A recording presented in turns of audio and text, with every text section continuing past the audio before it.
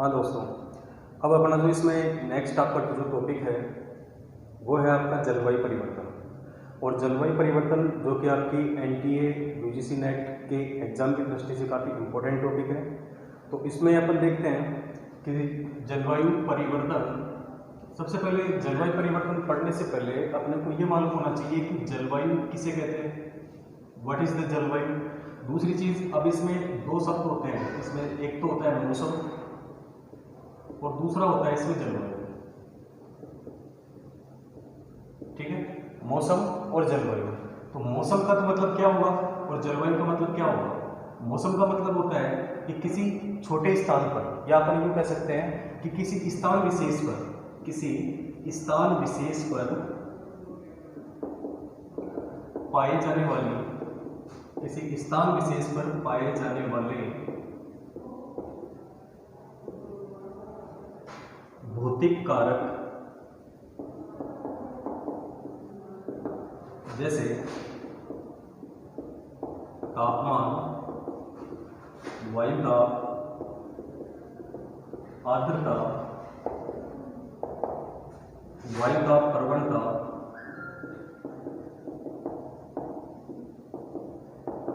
आदि की एक समान दशाएं उपस्थित हो। अर्थात मौसम अपन किसको कहेंगे, किसी स्थान विशेष पर पाए जाने वाले भौतिक कारक जैसे तापमान, वायुदाब, आर्द्रता, वायुदाब प्रवणता आदि की एक समान स्थितियां यदि उस स्थान विशेष पर उपस्थित है तो उसको अपन क्या कहेंगे, उस स्थान का मौसम कहते हैं।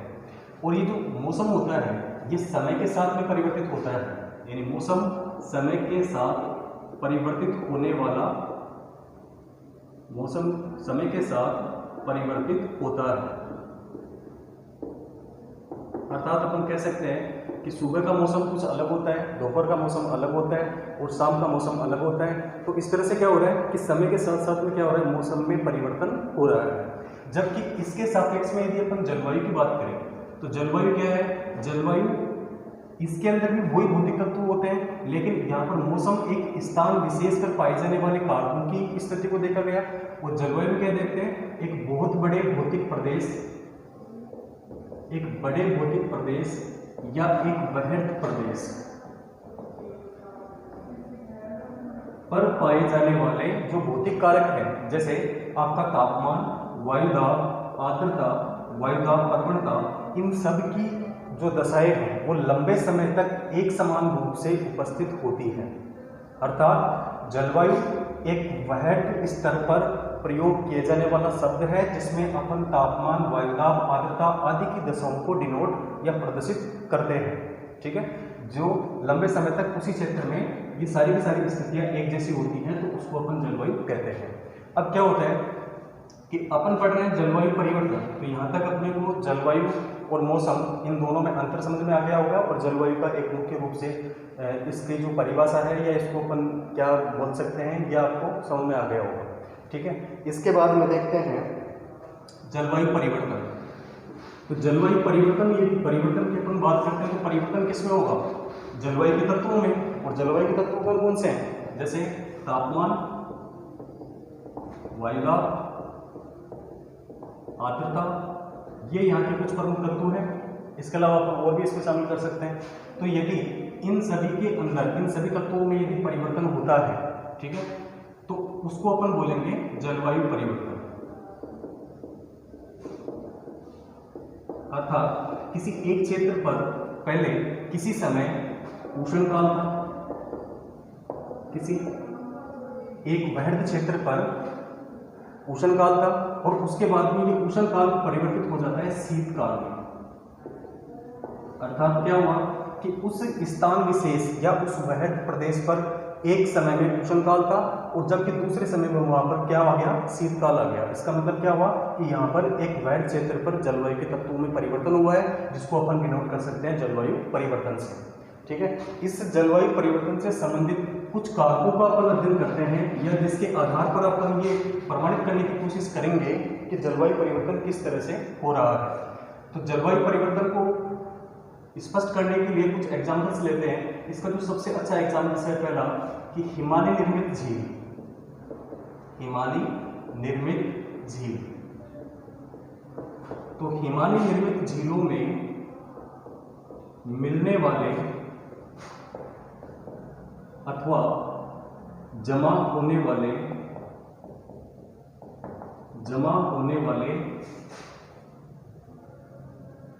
अवसाद के निक्षेप, यानी हिमालय निर्मित झीलों में मिलने वाले या जमा होने वाले अवसाद के निक्षेप। तो हिमालय निर्मित झीलों में अवसादों का जमाव होना या उनका निक्षेपण होना इस बात को प्रमाणित करता है कि यहाँ पर जलवायु परिवर्तन की दशाएं दिख रही है। ठीक है, इसके बाद में अपन दूसरा इसमें इसको स्पष्ट करने के लिए दूसरा अपन इसका देख सकते हैं कि आपके संयुक्त राज्य अमेरिका के उत्तर पश्चिमी भाग में उपस्थित मोजाम्बिक मरुस्थल, संयुक्त राज्य अमेरिका के उत्तर पश्चिमी भाग में उपस्थित मोजाम्बिक मरुस्थल, जहां सन 1930 में एक भीषण सूखे की स्थिति देखी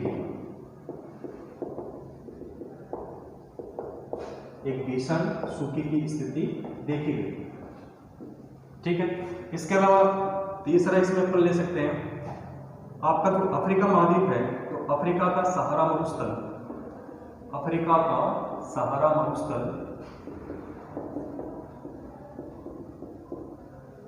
और इस सहारा मरुस्थल के दक्षिण में एक प्रदेश है साहेल प्रदेश, जहां 1967 से लेकर 1977 के बीच सूखे की स्थिति देखी गई।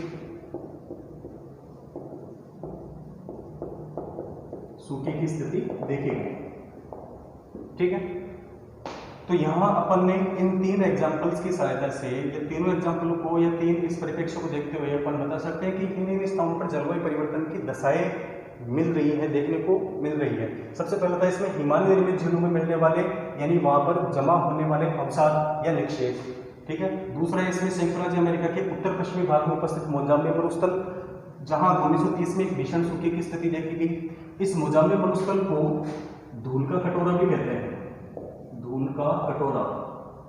मोजाम्बिक मरुस्थल को धूल का कटोरा भी कहा जाता है।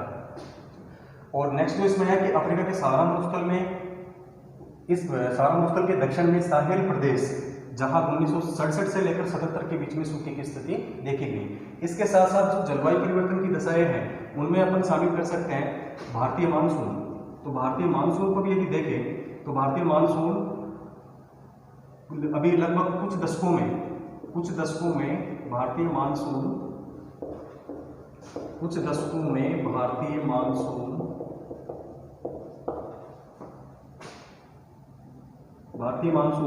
में वर्षा की कमी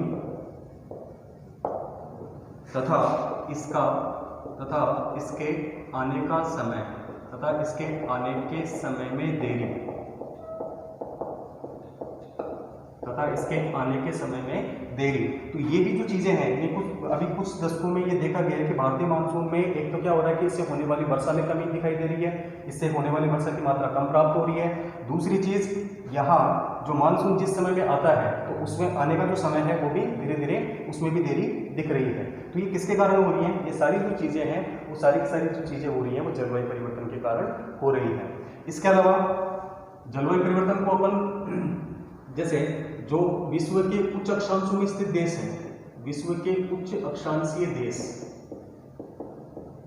तो विश्व के जो उच्च अक्षांशीय देश हैं जैसे कि आपका ब्रिटेन, जर्मनी, रूस, ठीक है, फ्रांस, तो ये सारे के सारे उच्च अक्षांशीय देश हैं। इन उच्च अक्षांशीय देशों में कोयले का निक्षेप का मिलना, इन उच्च अक्षांशीय देशों में कोयले के निक्षेपों का मिलना, ये भी किस बात को प्रदर्शित करता है कि यहाँ पर जैसे उच्च अक्षांशीय देश अभी वर्तमान में कौन सी जलवायु दशाओं में है, वो भी शीत कटिबंध जलवायु प्रदेश, के अंतर्गत आते हैं।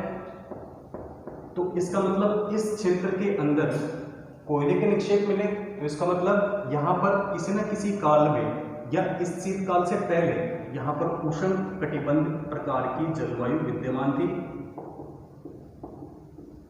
यहाँ पर क्या है, यानी अभी क्या है कि उच्च अक्षांशीय देशों का मौसम है वो कैसा है, बिल्कुल ठंडा है, क्योंकि ये जो शीत कटिबंध जलवायु प्रदेश के अंतर्गत आते हैं, इस क्षेत्र में कोयले के निक्षेप मिले हैं। इसका मतलब कभी ना कभी इस क्षेत्र में क्या था, उष्ण काल था, या ये जो क्षेत्र था वो किस जलवायु कटिबंध में था, ये उष्ण कटिबंधीय जलवायु प्रदेश के अंतर्गत स्थित था। तो इसका मतलब ये जो सारी दशाएं हैं, ये सारी दशाएं ही आपके जलवायु परिवर्तन को प्रदर्शित करती है। ठीक है, अब इस जलवायु परिवर्तन जो हो रहा है तो उसके कौन कौन से कारण हैं, उन कारणों को भी अपन देख लेते हैं। जलवायु परिवर्तन किन किन कारणों के कारण घटित हो रहा है और वर्तमान में जो जलवायु बदल रही है तो उनको अपन दो भागों में बांटकर इसका अध्ययन कर सकते हैं।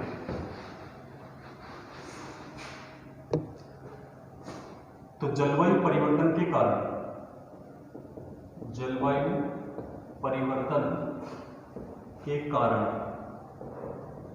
तो इन जलवायु परिवर्तन के कारणों को मुख्य रूप से अपन दो भागों में डिवाइड करेंगे। पहला जो इसमें कारक लेंगे वो लेंगे अपन खगोलीय कारक। पहला जो कारक लेंगे वो खगोलीय कारक, और जो दूसरा इसमें कारक लेंगे वो लेंगे पार्थिव कारक। अर्थात जलवायु परिवर्तन के जो कारण हैं उनको अपन मुख्य रूप से दो भागों में बांट सकते हैं, एक खगोलीय कारक है और दूसरा इसमें पार्थिव कारक है। खगोलीय कारक है तो यानी खगोल पिंड, और खगोलीय पिंडों के अंतर्गत अपनी पृथ्वी, सूर्य, तो इसमें क्या होता है कि खगोलीय कारक में अपन अध्ययन करते हैं सूर्य से संबंधित, सूर्य, और जो सूर्य है वो सूर्य क्या है, एक आग का गोला है, सूर्य एक तारा है, और अपन जानते हैं कि तारे के जो केंद्र वाला भाग होता है, इस केंद्र में कौन सी अभिक्रिया होती है, नाभिकीय संलीन की क्रिया होती है। सूर्य के केंद्र में नाभिकीय संलीन की क्रिया होती है, जिसके कारण इस केंद्र में से ऊर्जा उत्सर्जित होकर बाहर की ओर निकलती है। इस केंद्र से ऊर्जा उत्सर्जित होकर बाहर की ओर निकलती है, जिनको अपन प्रकाश तरंगों के नाम से जानते हैं। ठीक है, तो अब इस सूर्य के आंतरिक भागों में, इस सूर्य के आंतरिक भागों में कुछ शीतल धब्बे पाए जाते हैं। इस सूर्य के आंतरिक भागों में कुछ शीतल धब्बे पाए जाते हैं। ध्यान से सुनना ये चीज।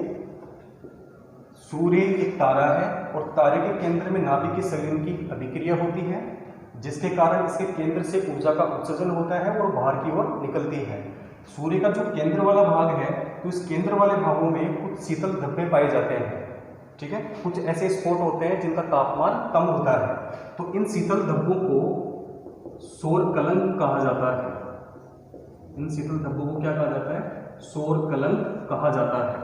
अब जो ये सौर कलंक है, इन सौर कलंकों की जो स्थिति है वो एक प्रकार से चक्रीय क्रम में ये बनते हैं और बिगड़ते हैं। यानी सूर्य के आंतरिक भाग में जो शीतल धब्बे पाए जाते हैं इनको सौर कलंक कहते हैं, और ये सौर कलंक के बनने की और बिगड़ने की जो क्रिया है वो लगभग 11 वर्षों के अंतराल पर पूरी होती है।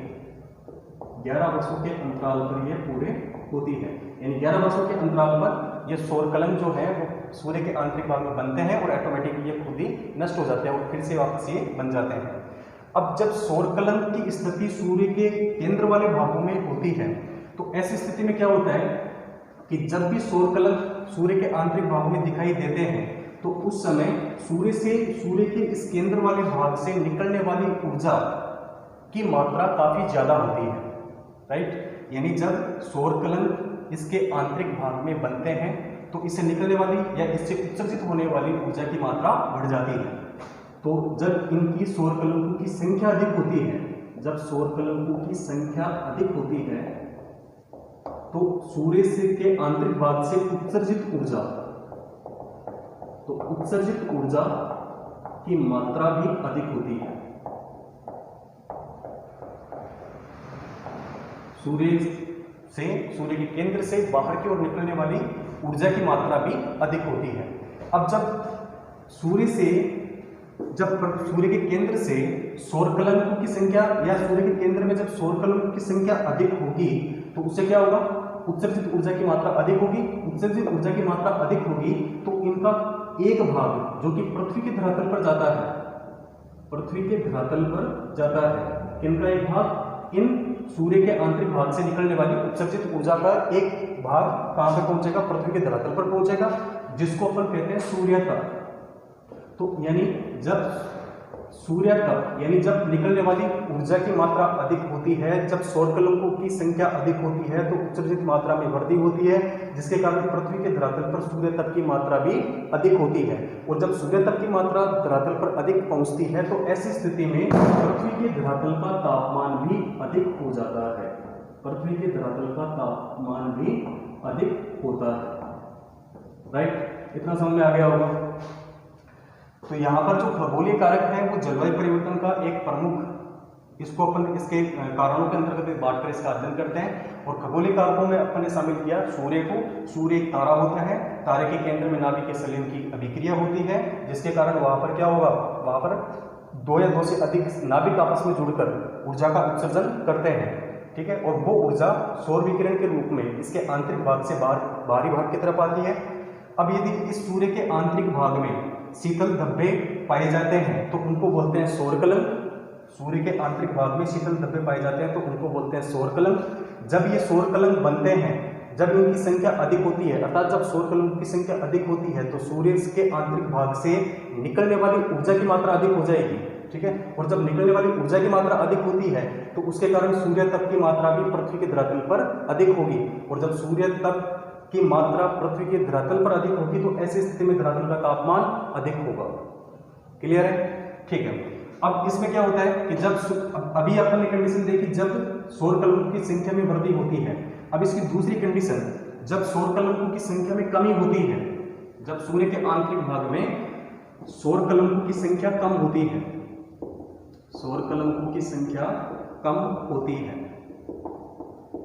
तो ऐसी स्थिति में क्या होगा, सिंपल सी बात है, सौर कलंकों की संख्या कम है तो ऐसी स्थिति में क्या होगा कि सूर्य के आंतरिक भाग से निकलने वाली ऊर्जा की मात्रा उसकी अपेक्षा कम होगी। तो यहां से उत्सर्जित ऊर्जा की मात्रा क्या होगी, उत्सर्जित ऊर्जा की मात्रा कम होगी। राइट, उत्सर्जित ऊर्जा की मात्रा कम होगी। अब उत्सर्जित ऊर्जा की मात्रा कम होगी तो धरातल पर पहुंचने वाला जो सूर्य तप है उसकी मात्रा भी क्या होगी, कम होगी। तो सूर्य तप की मात्रा भी कम होगी।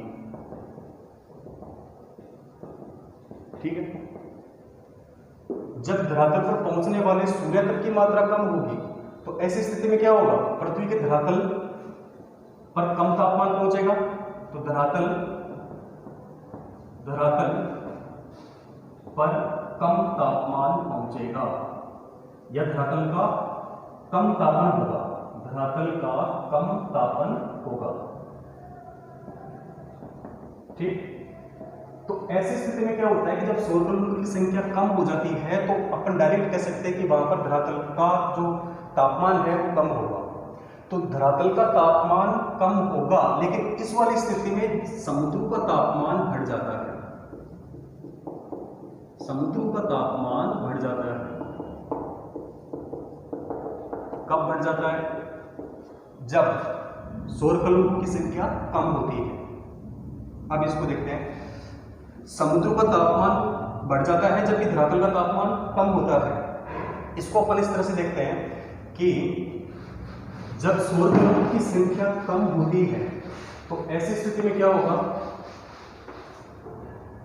पृथ्वी के धरातल पर पहुंचने वाला तापमान कम होगा और पृथ्वी के धरातल पर वायुदाब प्रवणता, पृथ्वी के धरातल पर वायुदाब प्रवणता कम हो जाती है। यानी जब सौर कलंकों की संख्या कम होती है तो इसका डायरेक्ट रिलेशन किससे जोड़ सकते हैं अपन कि वायुदाब प्रवणता कम हो जाती है। क्यों हो जाती है, क्योंकि यहाँ पर सूर्य तक की मात्रा कम पहुंचती है। ठीक है, उसके कारण वायुदाब प्रवणता कम हो जाती है। अब वायुदाब प्रवणता आपको इसका मीनिंग पता होना चाहिए। वायुदाब प्रवणता का मतलब क्या होगा, वायुदाब के घटने की दर, वायुदाब प्रवणता का मतलब क्या होगा? वायुदाब घटने की दर, इसको अपन क्या बोलते हैं? वायुदाब प्रवणता। ठीक, जब वायुदाब प्रवणता कम हो जाती है तो ऐसी स्थिति में क्या होगा कि पृथ्वी के धरातल पर, जैसे कि अपन जानते हैं कि यहाँ पर ये 0 डिग्री अक्षांश रहेगा, यह आपका 90 डिग्री अक्षांश रहेगा, ये 0 से लेकर 10 डिग्री जो अक्षांश रेखा है इसको अपन बोलते हैं विषुवतरेखीय न्यून वायुदाब की रेखा। इसके ऊपर 30 से 35 डिग्री अक्षांश होता है जिसको बोलते हैं अपन उपोषण उच्च वायुदाब की पेटी। ठीक है, और ये होगी विषुवतरेखीय निम्न वायुदाब की पेटी। तो 0 से 10 और 30 से 35। तो जब इस पर वायुदाब प्रवणता कम होती है तो उपोषण उच्च वायुदाब वाले क्षेत्र में और विषुवतरेखीय निम्न वायुदाब वाले क्षेत्रों में इसका प्रभाव पड़ेगा। ठीक है, अभी कैसे पड़ेगा? देखो यहां पर ये उत्तरी गोलार्ध है और ये आपका उपोषण उच्च वायुदाब की पेटी है और ये विषुवतरेखीय न्यून वायुदाब की पेटी है। तो इसका मतलब यहां पर उपोषण उच्च वायुदाब है, तो यहां पर क्या है? उच्च वायुदाब, राइट, और यहां पर क्या है? न्यून वायुदाब। ठीक है, अब इसमें क्या होगा कि इसका मतलब 30 से 35 डिग्री अक्षांशों पर वायुदाब अधिक है और 0 से 10 डिग्री अक्षांशों में वायुदाब कम है। तो अब पवन का जो संचार होता है वो उच्च वायुदाब के क्षेत्र से निम्न वायुदाब की तरफ होता है और ऐसी स्थिति में यहाँ से इस वाली पेटी से यानी उच्च वायुदाब की पेटी से पवनें संचालित होती हुई कहां पर पहुंचेगी? न्यून वायुदाब की पेटी में पहुंचती है, जिसको अपन क्या बोलते हैं? व्यापारिक पवनें बोलते हैं। व्यापारिक पवनें इनको कहते हैं। ठीक है, तो जब वायुदाब प्रवणता कम हो जाएगी यानी वायुदाब के घटने की दर कम हो जाएगी तो ऐसी स्थिति में क्या होगा कि यहां से जो आने वाली व्यापारिक पवनें हैं वो क्षीण हो जाती है। अच्छी तरह से समझो, जब यहां पर वायुदाब प्रवणता घट जाती है, वायुदाब प्रवणता कम हो जाती है यानी 0 से लेकर 10 डिग्री अक्षांश से लेकर 30 से 35 डिग्री अक्षांशों के बीच में वायुदाब प्रवणता कम होगी, अर्थात यहाँ पर वायुदाब के घटने की दर कम हो जाती है। तो ऐसी स्थिति में जो व्यापारिक पवनें जितनी तेज गति से इस उच्च वायुदाब की पेटी से चलती हुई न्यून वायुदाब की पेटी में पहुंच रही थी वो उनकी स्पीड उतनी तेज नहीं रहेगी, उनकी गति कैसे हो जाएगी? मंद हो जाती है। तो ऐसी स्थिति में क्या होगा? जब यहाँ पर व्यापारिक पवनें क्षीण होने लग जाती हैं, जब यहाँ पर व्यापारिक पवनें क्षीण होने लग जाती हैं तो समुद्रों के अंदर क्या होगा? समुद्रों में इसी टाइम स्पेशली आपके प्रशांत महासागर में जब व्यापारिक पवनें क्षीण होती हैं तो समुद्र में प्रशांत महासागर में इसी समय एक धारा की उत्पत्ति होती है जिसको बोलते हैं अल नीनो की धारा। अल नीनो की धारा। तो ये जो अल नीनो की धारा का संबंध है वो इनडायरेक्टली किससे संबंधित हो गया? सौर कलंकों की संख्या से। अल नीनो की धारा का संबंध इनडायरेक्टली किससे संबंधित हो गया? सौर कलंकों की संख्या से। अर्थात जब सौर कलंकों की संख्या कम होती है तो पृथ्वी के धरातल पर तापमान कम पहुंचता है। पृथ्वी के धरातल पर जब तापमान कम पहुंचता है तो उसके कारण धरातल पर वायुदाब प्रवणता कम हो जाती है और जब वायुदाब प्रवणता कम होती है तो उच्च वायुदाब पेटी और न्यून वायुदाब पेटी इनके बीच में बहने वाली जो व्यापारिक पवनें होती है वो क्षीण हो जाती है और जब व्यापारिक पवनें क्षीण होती है तो ऐसी स्थिति में आपके प्रशांत महासागर में एक धारा की उत्पत्ति होती है जिसको बोलते हैं अल नीनो धारा। और ये अल नीनो धारा आप जानते ही हो प्रशांत महासागर में उत्पन्न होने वाली एक गर्म जल की धारा है जिसके कारण विशेष रूप से आपका भारतीय मानसून प्रभावित होता है। भारतीय मानसून इससे प्रभावित होता है और मानसून यदि प्रभावित होता है और मुख्य रूप से दक्षिण पूर्वी एशिया का मानसून है तो दक्षिण पूर्वी एशिया का मानसून इससे प्रभावित होगा। तो दक्षिण पूर्वी एशिया का मानसून यदि इस अल नीनो धारा से प्रभावित होता है तो ये क्या करेगा कि जिन स्थानों पर सर्वाधिक वर्षा हुआ करती थी उन स्थानों पर वर्षा की मात्रा कम हो जाएगी और जिन स्थानों पर वर्षा नहीं हुआ करती थी कुछ स्थितियों में ऐसा भी होता है कि जिन स्थानों पर वर्षा की या सूखा पड़ता था आमतौर पर वहां पर अधिक वर्षा के कारण वहां पर बाढ़ की स्थिति उत्पन्न हो जाती है और जहां पर कम वर्षा हो जहां अधिक वर्षा होती थी वहां पर सूखे की स्थिति उत्पन्न हो जाती है। तो ये भी मुख्य रूप से क्या हो गया आपका, ये भी एक जलवायु परिवर्तन का ही प्रमुख कारक है। ये जलवायु परिवर्तन से इसको जोड़कर अपन देख सकते हैं। तो इस तरह से ये इसका जो पहला कारक था वो था आपका खगोलीय कारक और खगोलीय कारक में मुख्य रूप से अपन अध्ययन करते हैं किसका? सूर्य का। सूर्य के आंतरिक भाग में कौन सी क्रिया होती है? नाभिकीय संलयन की क्रिया होती है। उस नाभिकीय संलयन में क्या होता है? दो या दो से अधिक नाभिक आपस में जुड़ते हैं जिसके कारण बाहर की ओर ऊर्जा का उत्सर्जन होता है और वो ऊर्जा केंद्र से चलती हुई परिधि की तरफ जाती है जिसको अपन प्रकाश तरंगे कह सकते हैं, उनको अपन सौर विकिरण कह सकते हैं। और उन्हीं सौर विकिरण का एक भाग अपने पृथ्वी के धरातल पर पहुंचता है, जिसके कारण यहाँ पर सभी गतिविधियों का संचार होता है। ठीक है, तो यहाँ पर एक जलवायु परिवर्तन के बारे में अपन देख सकते हैं। तो इसमें सौरकलन, अब जैसे सौरकलन के बारे में बताया कि ये शीतल धब्बे ये शीतल धब्बे होते हैं जो कहाँ मिलेंगे, ये सूर्य के आंतरिक भाग में उपस्थित होते हैं। सौरकलनों की संख्या अधिक होगी तो ऐसी स्थिति में क्या होगा कि पृथ्वी के धरातल का तापमान अधिक होगा, और यदि सौरकलनों की संख्या कम होगी तो पृथ्वी के धरातल का तापमान कम हो जाएगा। जब पृथ्वी के धरातल के तापमान कम होता है तो ऐसी स्थिति में न्यून वायुदाब यानी विषुवत के न्यून वायुदाब और उपोषण उच्च वायुदाब के बीच की जो दाब प्रवणता है वो कम हो जाती है, और जब इनकी दाब प्रवणता कम होती है तो व्यापारिक पवनें क्षीण हो जाती है, और उन व्यापारिक पवनों के क्षीण हो जाने से प्रशांत महासागर में अल नीनो धारा का जन्म होता है, जो कि भारतीय मानसून या दक्षिण पूर्वी एशिया के मानसून को प्रभावित करता है। ठीक है, तो आई होप ये आपकी चीजें समझ में आ गई होंगी। इसके बाद में इसका पहला जो कारक था खगोलीय कारक, वो तो आपका हो गया है कंप्लीट। इसका दूसरा जो कारक है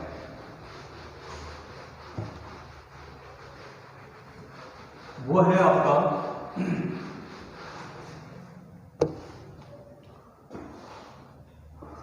तो पहला तो आपका था इसमें खगोलीय कारक, और दूसरा था इसमें पार्थिव कारक। अब देखो पार्थिव कारक टेरेस्टेरियल फैक्टर। अब इस पार्थिव कारक में इसको अपन कई भागों में डिवाइड करके इसको देख सकते हैं। इसको सबसे पहले लेते हैं जैसे प्राकृतिक कारक। दूसरा इसको इसमें डिवाइड कर सकते हैं मानवीय कारक।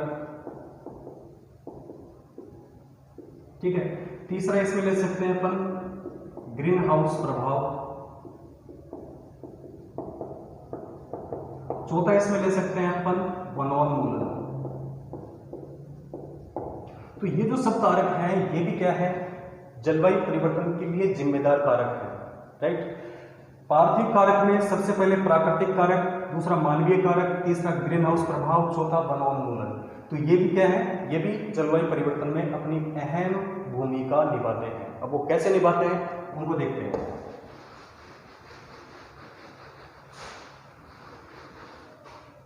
देखो इसमें सबसे पहला है प्राकृतिक कारक।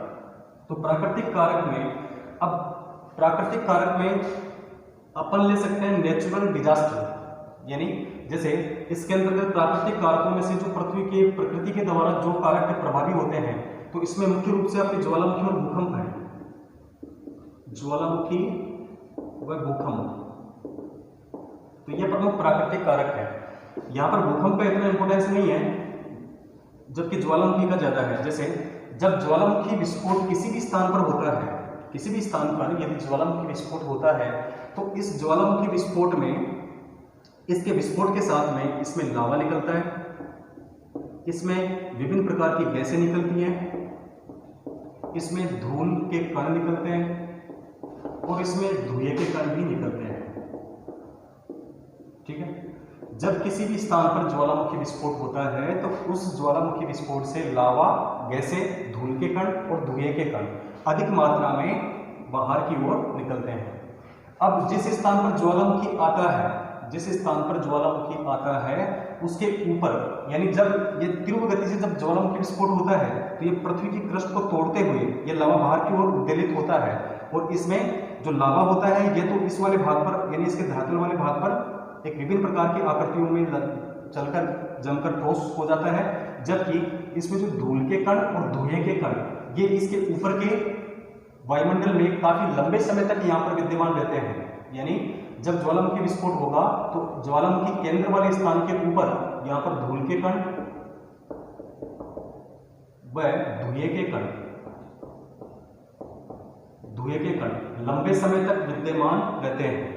राइट, तो ज्वालामुखी केंद्र वाले भाग में, ज्वालामुखी के केंद्र के ऊपर जो वायुमंडल का भाग है, या कह सकते हैं कि ज्वालामुखी के ऊपर वाला जो भाग होता है, तो इसमें धूल के कण और धुएं के कण लंबे समय तक विद्यमान रहते हैं, जिसके कारण क्या होगा कि सूर्य से आने वाली जो सौर विकिरण है, सूर्य से आने वाली जो सौर विकिरण है वो जैसे ही इस वाले भाग में प्रवेश करेंगी तो यहाँ पर लंबे समय तक आपके धूल और धुएं के कण विद्यमान होते हैं, जिसके कारण ये सौर विकिरण क्या करेगी, इन धूल के कणों से और धुएं के कणों से टकराती है। स्पेशली आपके धूल के कणों से जब सौर विकिरण टकराती है तो उसके कारण दो प्रकार की घटनाएं होती हैं, जिसमें पहली घटना है प्रपीड़न की, और दूसरी इसमें घटना होती है परावर्तन की।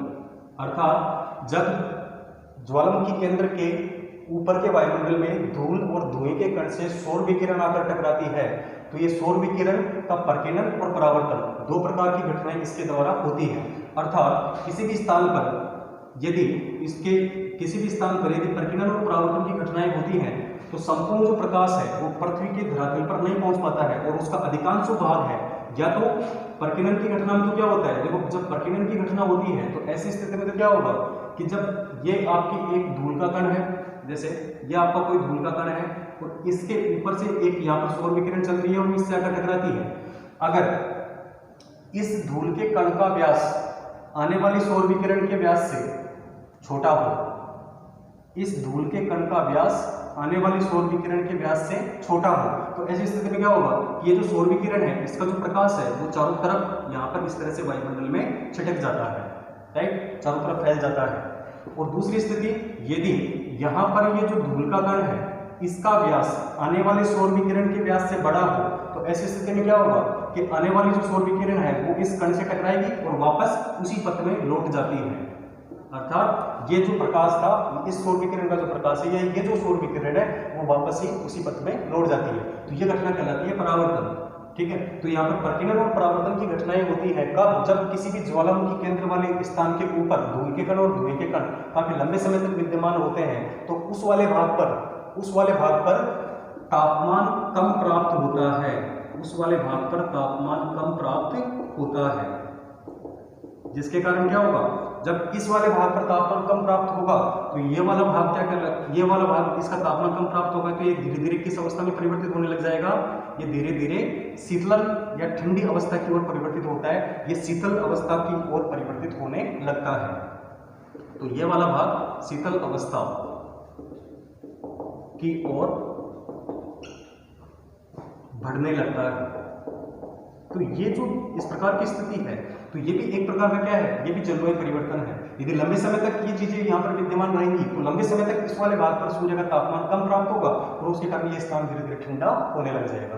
जो कभी उष्ण था वो धीरे धीरे अब ठंडा होने लग जाएगा। इसका मतलब वहां पर क्या होगा, वहां पर जलवायु के तत्वों में परिवर्तन होगा, और जलवायु के तत्वों में परिवर्तन होने का मतलब क्या होगा कि वहां पर जलवायु परिवर्तन की दशाएं उत्पन्न हो रही है। ठीक है, तो इस तरह से यह आपका हो गया प्राकृतिक कारक। इसके बाद में जो इसमें नेक्स्ट है वो है आपका मानवीय कारक। जो नेक्स्ट है इसका वो है आपका मानवीय कारक।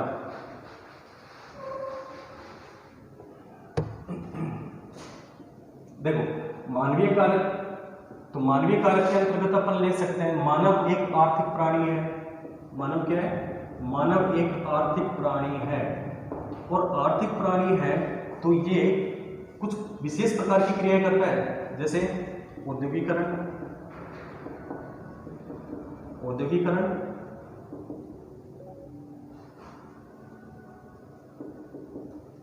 कृषि यंत्रीकरण,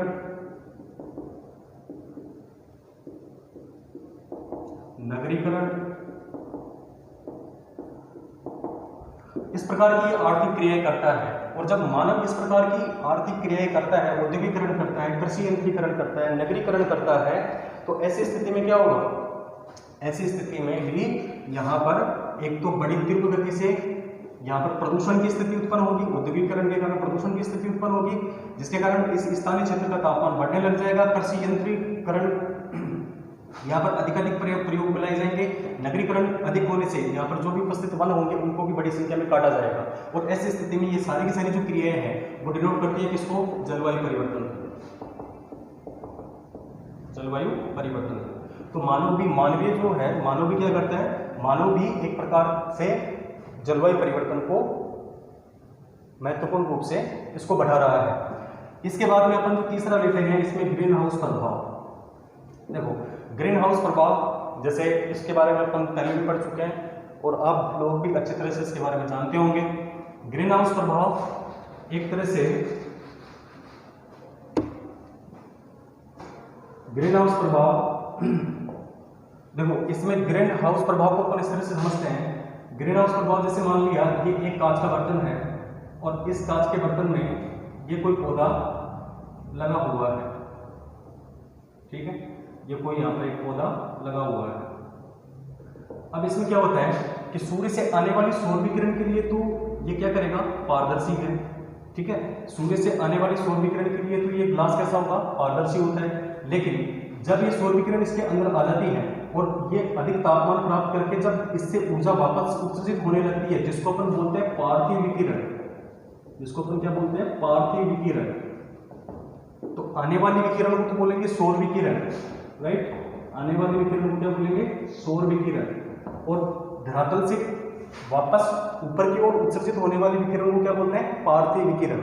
तो जो ये ग्लास है, ये ग्लास क्या करता है, आने वाली सौर विकिरण के लिए तो पारदर्शी है, जबकि जब इसके अंदर ये सौर विकिरण आती है और इसको गर्म करती है और इसका तापमान बढ़ने लगता है, तो यहाँ से उत्सर्जित जो ऊर्जा होती है उसके लिए ये अपारदर्शी सतह की तरह कार्य करता है, एक अपारदर्शी परत की तरह कार्य करता है, जिसके कारण क्या होगा, इस ग्लास का जो तापमान है वो धीरे धीरे बढ़ने लग जाता है और इसके कारण इसका आंतरिक भाग का तापमान बढ़ जाता है, आंतरिक भाग का तापमान बढ़ जाता है।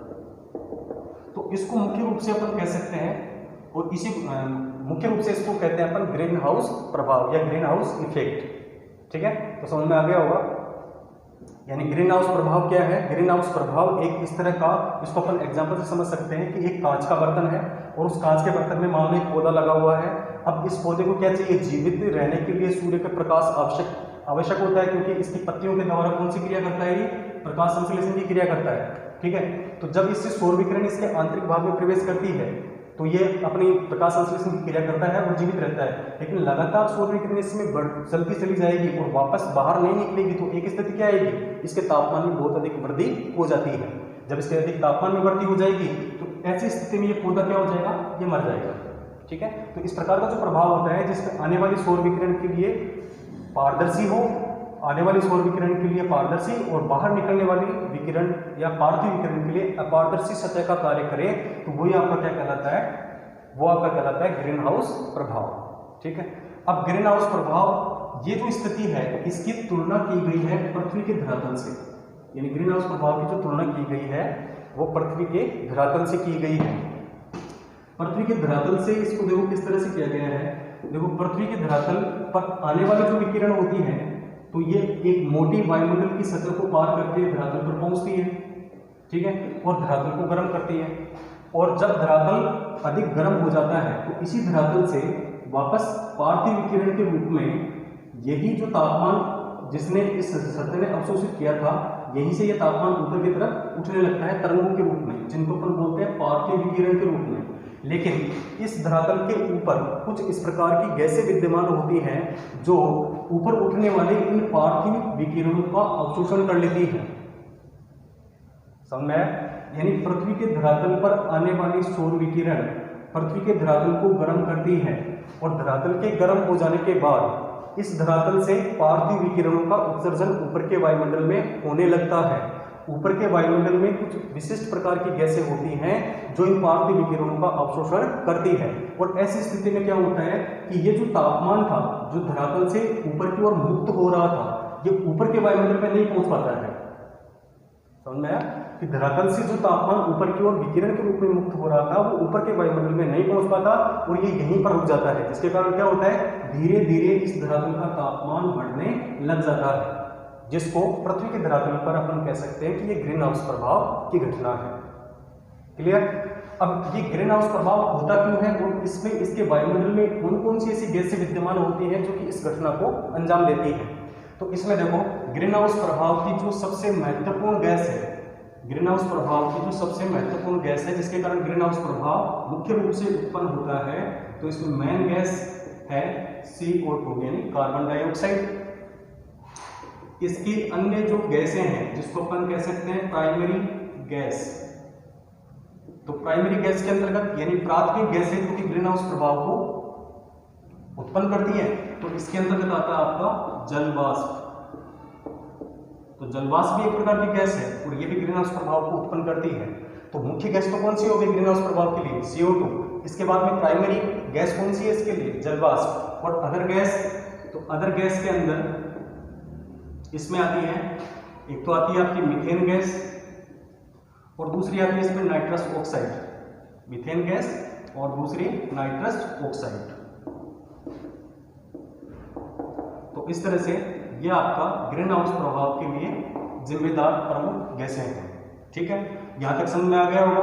तो ग्रीन हाउस प्रभाव, इस ग्रीन हाउस प्रभाव के कारण ही आपके धरातल के तापमान में वृद्धि होती है, जिसको अपन आगे चलकर इसी को बोल देते हैं ग्लोबल वार्मिंग। इसी ग्रीन हाउस प्रभाव को यदि विस्तृत रूप से अध्ययन किया जाए तो इसको क्या बोलेंगे, इसको बोलेंगे ग्लोबल वार्मिंग, वैश्विक तापन। और वैश्विक तापन का संबंध किससे हो गया, ग्रीन हाउस प्रभाव से। ग्रीन हाउस प्रभाव के लिए जो जिम्मेदार गैस है कौन कौन सी है, मुख्य गैस कौन सी है, कार्बन डाइऑक्साइड। अन्य प्राथमिक गैस कौन सी है, जलवाष्प। और अदर गैसें कौन कौन सी हैं, मीथेन और नाइट्रस ऑक्साइड। ठीक, इसके बाद में जो इसका लास्ट वाला टॉपिक है वह है आपका वनोन्मूलन। तो वनोन्मूलन भी जलवायु परिवर्तन को प्रभावित करता है या इसके लिए जिम्मेदार है। वो कैसे, मानव ने जैसे जैसे अपना विकास किया है तो वैसे वैसे उसने, जैसे अभी अपने पहले बात की कि उसने नगरीकरण, औद्योगिकरण जैसी आर्थिक क्रियाएं बहुत तीव्र गति से इसने की है। ये सभी आर्थिक जो क्रियाएं हैं, आर्थिक क्रियाएं इसने तीव्र गति से की है, जिसके कारण क्या हुआ कि धरातल से, पृथ्वी के धरातल से बड़ी वृहद क्षेत्रों में, पृथ्वी के धरातल से बड़े क्षेत्रों पर वनोन्मूलन का कार्य किया गया।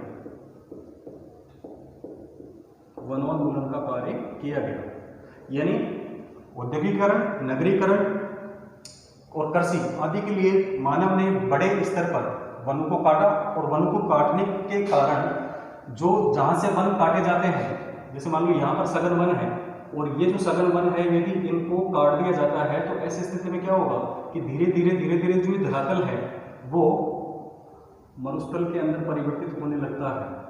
धीरे धीरे धरातल किसमें परिवर्तित हो जाएगा, मरुस्थल में परिवर्तित होने लगता है। और आप जानते हो कि मरुस्थल में जो आने वाली सूर्य विकिरण होती है उसको अवशोषित करने की क्षमता अधिक होती है। अर्थात हम कह सकते हैं कि जो रेत होती है वो रेत आने वाली सौर विकिरण से बहुत जल्दी गर्म हो जाती है, जिसके कारण मरुस्थल का तापमान काफी अधिक हो जाता है। तो इस तरह से ये भी तापमान इनका सामान्य से अधिक होता है।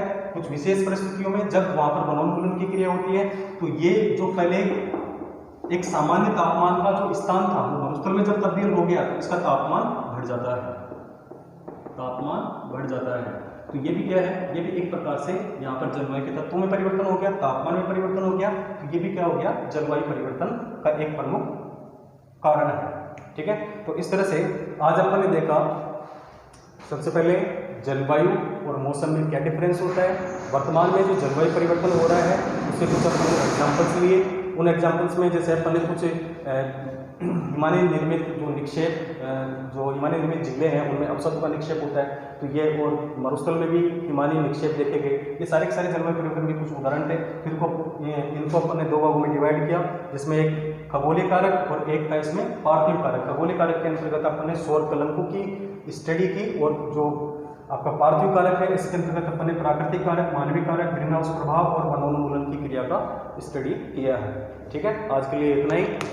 अगर इसमें कोई प्रॉब्लम हो तो आराम से आप नेक्स्ट क्लास में पूछ लेना। ओके।